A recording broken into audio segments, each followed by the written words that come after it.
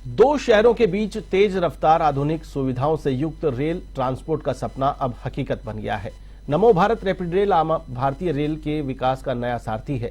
बिहार में दूसरी नमो rapid rail का संचालन उत्तर बिहार के विकास को नए पंख लग गए हैं। मॉडर्न सुविधाओं से लेस यह इंटरसिटी ट्रेन जयनगर को पटना से जोड़ेगी। 16 कोच में 2000 से ज्यादा यात्री क्षमता के साथ इस ट्रेन के संचालन से बिहार के विकास को नई रफ्तार मिलेगी।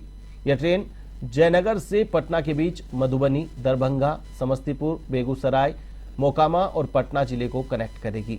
आपको बता दें कि अहमदाबाद, भुज के बाद यह देश की दूसरी नमो भारत रैपिड रेल सेवा है।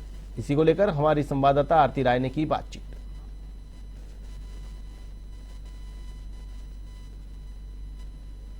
जहां मैं अभी खड़ी हूं जयनगर, यानी जयनगर से पहली जो इंटरसिटी कनेक्टिविटी की बात करें तो जयनगर से पटना के बीच ये पहली ट्रेन बिहार में चलने जा रही है, जो कि अहमदाबाद से भुज में जिस तरीके से नमो भारत रैपिड रेल चली थी उसी तरीके से ये वंदे भारत नमो भारत रैपिड रेल का सभी नई तकनीकी और सुविधाओं से इसको युक्त किया गया है। मैं आपको अंदर से भी इसको दिखा देती हूँ कि किस तरीके से बिहार में अगर बात करें दो शहरों के तेज रफ्तार और आधुनिक सुविधाओं से युक्त इस ट्रांसपोर्ट का सपना जो है इस राज्य में हकीकत बनने जा रहा है। और कल इसको फ्लैग ऑफ करके हरी झंडी दिखाकर पीएम मोदी इसको जयनगर से रवाना करेंगे और ये पटना तक, यानी पटना तक जाएगी। अब मैं आपको दिखाती हूँ अंदर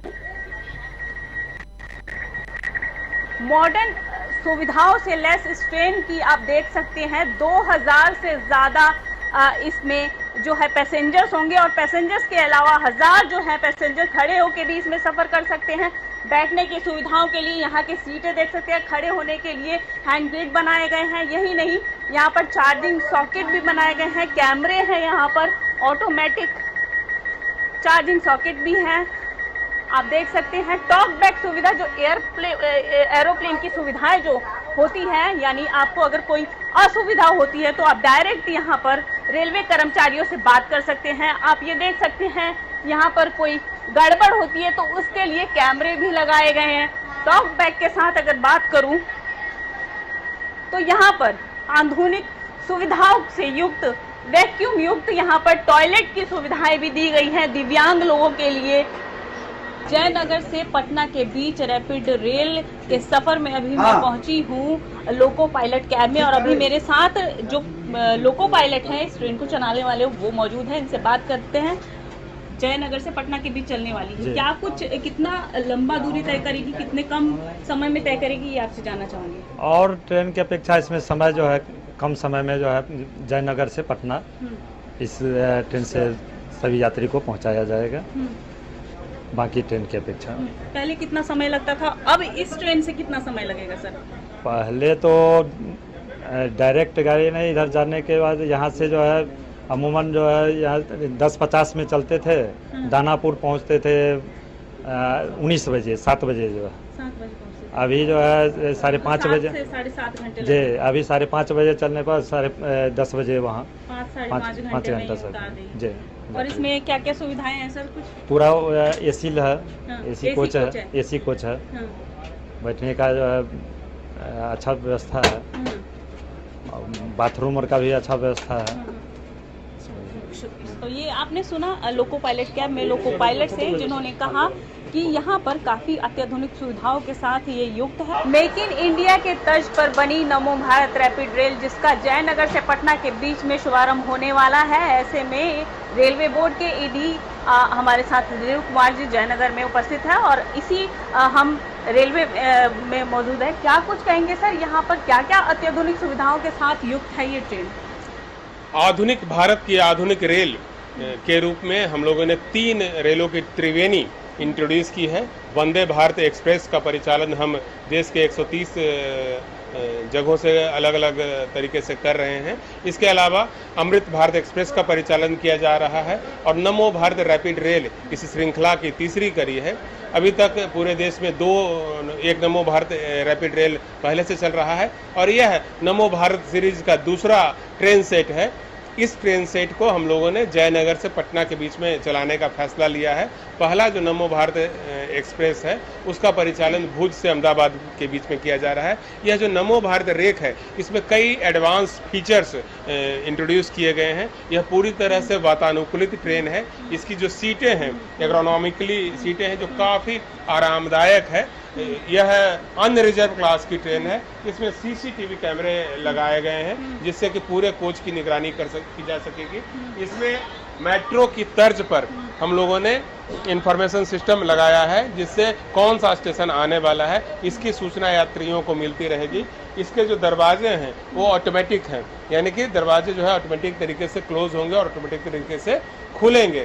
तो कोशिश यह है कि जो नॉन मेट्रो शहर हैं वहाँ पर भी मेट्रो शहर जैसे या मेट्रो की जो सेवा में जो फीचर्स होते हैं वैसे फीचर्स हम लोग प्रोवाइड करें, और इसी कोशिश के तहत इस ट्रेन सेवा को भारतीय रेल ने इंट्रोड्यूस किया है। अगर जयनगर की बात करें तो नेपाल से सटा हुआ ये स्टेशन है और बिहार का आखिरी स्टेशन है। ऐसे में मिथिलांचल से कितने स्टेशन जुड़े हुए हैं पटना और जयनगर के बीच में जो लोगों की कनेक्टिविटी बेहतर बनाएंगे?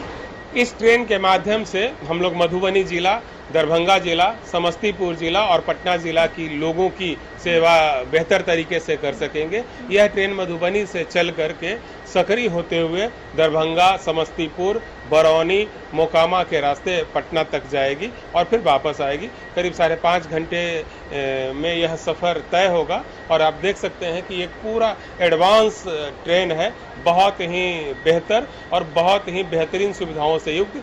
कई नए सेफ्टी फीचर्स भी हम लोगों ने इस ट्रेन में दिए हैं। जैसे आप देख सकते हैं कि इसमें हम लोगों ने टॉक बैक फैसिलिटी दी है। टॉक बैक फैसिलिटी उस कॉर्नर पे है। ये जो टॉक बैक यूनिट है इसके माध्यम से इसको पुश करके जो यात्री हैं वह लोको पायलट और ट्रेन मैनेजर से सीधे बातचीत कर सकते हैं और जान सकते हैं कि कोई प्रॉब्लम तो नहीं है। इसमें देखिए मॉडर्न अलार्म सिस्टम लगाया गया है।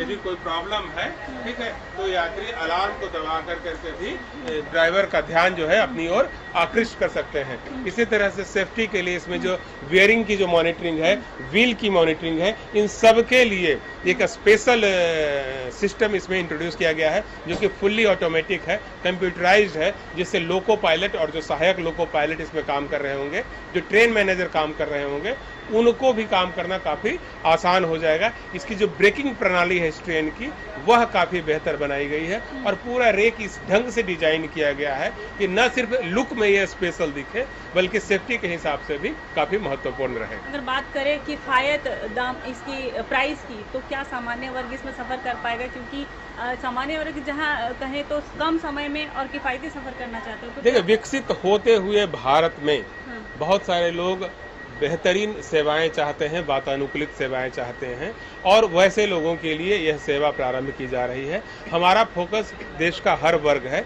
हम लोगों ने जो अंत्योदय क्लास के लोग हैं, मिडिल क्लास के लोग हैं, उनके लिए अमृत भारत एक्सप्रेस सेवा को चालू किया है, जिसके तहत लंबी दूरी का जो डिस्टेंस है वह स्लीपर क्लास और नॉन रिजर्व क्लास में तय किया जा सकता है। तो कोशिश यह है कि हर सेगमेंट की ज़रूरत को पूरा किया जाए। निश्चित रूप से जो एसी क्लास है उसका किराया जो है वह नॉन एसी क्लास से ज़्यादा होता है। तथापि इस ट्रेन का किराया इस ढंग से निर्धारित किया गया है कि आम लोग भी मजे से इसमें सफर कर सकते हैं। शुक्रिया हमसे बात करने के लिए। आपने सुना रेलवे बोर्ड से दिलीप कुमार ईजी थे जो अभी हमारे साथ जयनगर में मौजूद है और यहाँ ट्रेन की सुविधाओं के बारे में बताया और ये भी बताया कि सामान्य वर्ग से लेके सभी वर्गों का ध्यान रेलवे कर रही है। पीएम मोदी इसका उद्घाटन करेंगे। ऐसे में सभी वर्गों का ध्यान रखते हुए किफ़ायती आराम और अत्याधुनिक सुविधाओं के साथ, किफ़ायती पैसे के साथ आप कम दूरी में सफ़र तय कर सकते हैं। जयनगर से पटना के बीच कुल मिथिलांचल को कवर कर रही